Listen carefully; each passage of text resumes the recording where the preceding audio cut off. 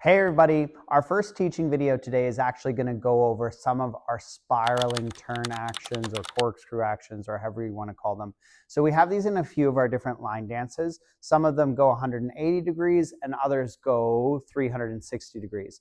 So what I want to actually think of is it's essentially me doing this and turning. Now I can go like this and turn 180 degrees, or I can do the same action and turn 360 degrees.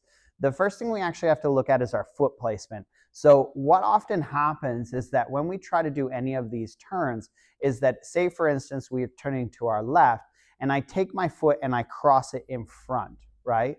What happens is that if I have it in front, but I don't actually get it slightly beside or behind me, is that when I go to turn, I get tied up, right?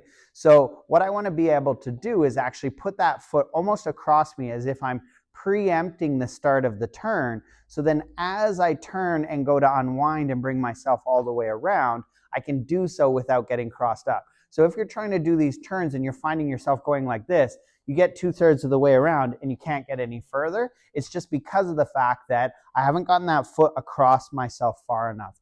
The other thing that we have to consider when we're looking at any sort of turning action is that the action is done as a downward movement, not an upward movement. So what I mean by that is when I'm trying to spin, I'm not going like she was a fairy this and lifting up onto my toes, but I'm actually imagining as if I'm a corkscrew and I'm spinning myself down into the floor. So my movement is actually pushing me down to create the rotation. I'm not trying to lift myself up to create the rotation.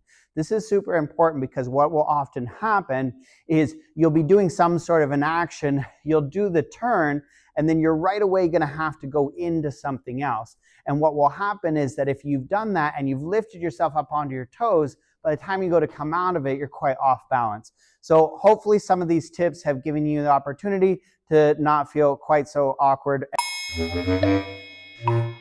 and or master doing some turns. Good luck, everybody.